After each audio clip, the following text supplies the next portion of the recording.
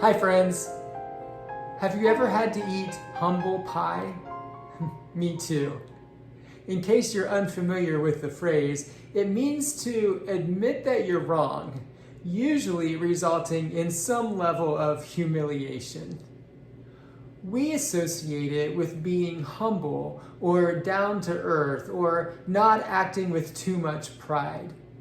But originally, the phrase meant something very different.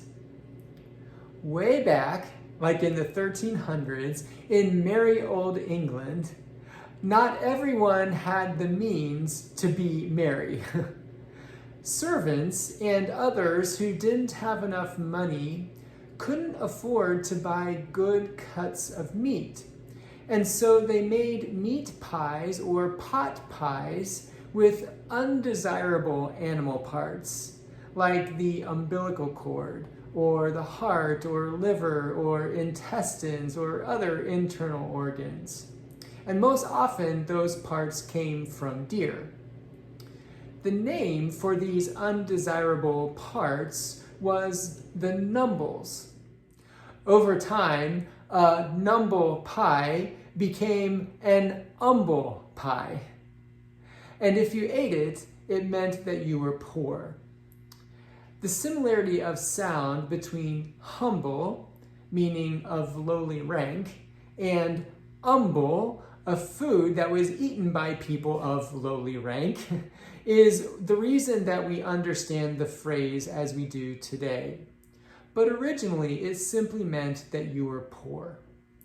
Now, I don't know where you consider yourself to be on the spectrum between poor and wealthy. My guess is that wherever we are, we always feel like we would like to have a little more money.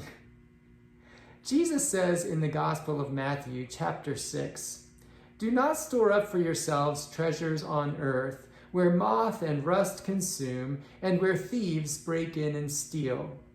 But store up for yourselves treasures in heaven, where neither moth nor rust consumes, and where thieves do not break in and steal. For where your treasure is, there your heart will be also." This is part of Jesus' Sermon on the Mount. And in this section of his sermon, Jesus is talking about practicing our faith in ways not to be noticed and praised by other people, but in ways that please God and God alone. When it comes to our relationship with money and material possessions, Jesus says that seeking treasure of any kind distracts us from seeking God.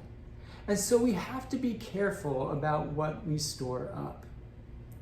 By the way, for all of you Harry Potter fans, this phrase is found in the final book of the series, Harry Potter and the Deathly Hallows. As Harry is preparing for a final battle, he makes his way to the village where his parents lived and visits the cemetery. While he's there, he finds the graves of Dumbledore's family with the inscription, "Where your treasure is, there will your heart be also," reflecting a struggle between love and power. All of Jesus' instructions in Matthew chapter 6, including the Lord's Prayer, have the same goal, and that is to fix our attention on God. We're not to be distracted by how other people see us or the kind of impression that we make. We're not to try to impress anyone with our spiritual lives or with our material goods.